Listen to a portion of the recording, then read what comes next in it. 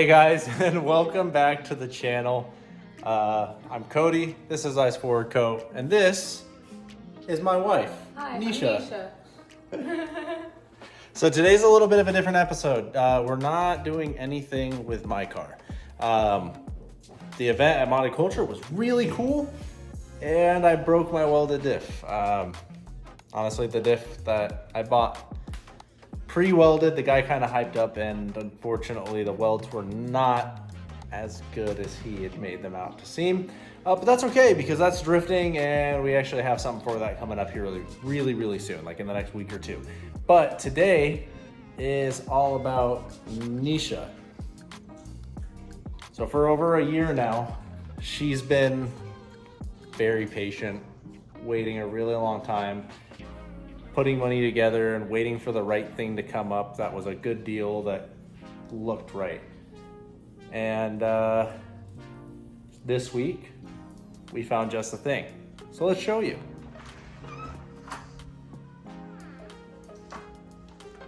And here she is, the wife's new project. Actually, let me do this. I'm gonna open the garage and back it on the driveway and then get some B-roll, because there's really not a whole hell of a lot of room in this garage with two cars now. So yeah, let me do that. I'll pull it out, get some B-roll, and then I'll pull it back in, and then we'll go back inside where it's not 105 degrees and talk a little bit about what we're gonna be doing with it and what needs to be done with it before we can actually enjoy it.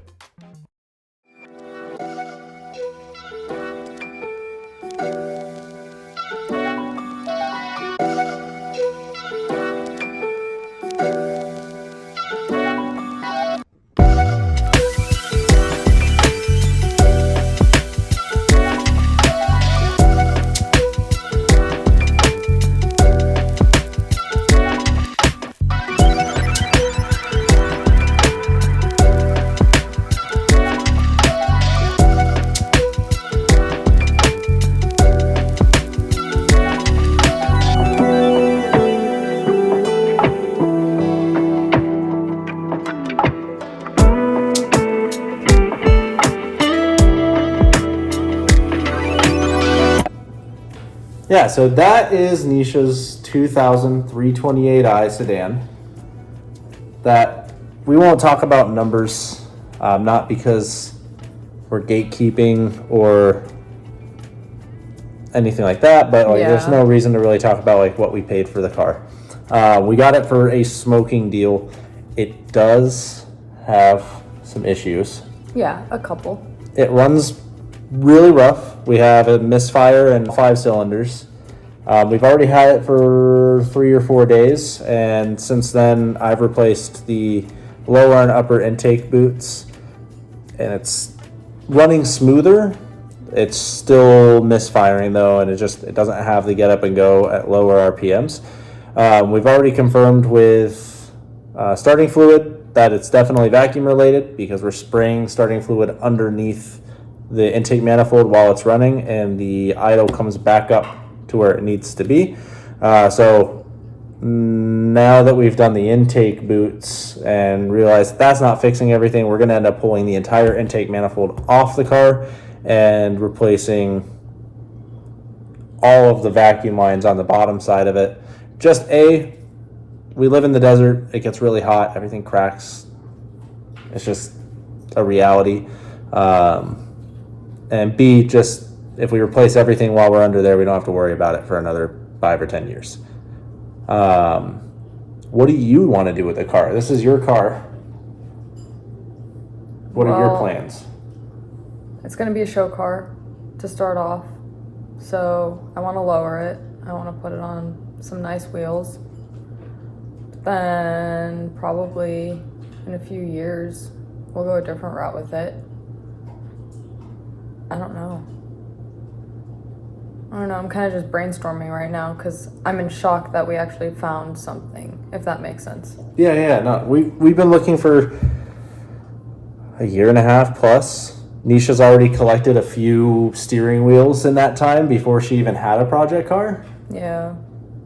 So at the end of this video, I'm going to show a little bit of footage of the wheels that she has, and if you guys would like to, leave a comment down below letting her know what wheel she should rock first, because that's one of her first modifications. Once we get the car running well and drivable, she's dying to put one of the steering wheels in the damn car. The goal for the car, the vision I have, is it's supposed to be a safe space for everyone. I've always considered myself like a huge mental health advocate, and like our family car right now, on the back of it, there's a sticker that says drive sober, and I love spreading that message. But like, I want my project car to be like something people can sit in and be like, wow, I just feel like chill here. This is a zen space, a chill space, like no worries, everything is just cool, you know? But yeah, that's where I want to take it. Yeah, cool. And we're gonna keep it simple for now. Yeah. Nothing crazy.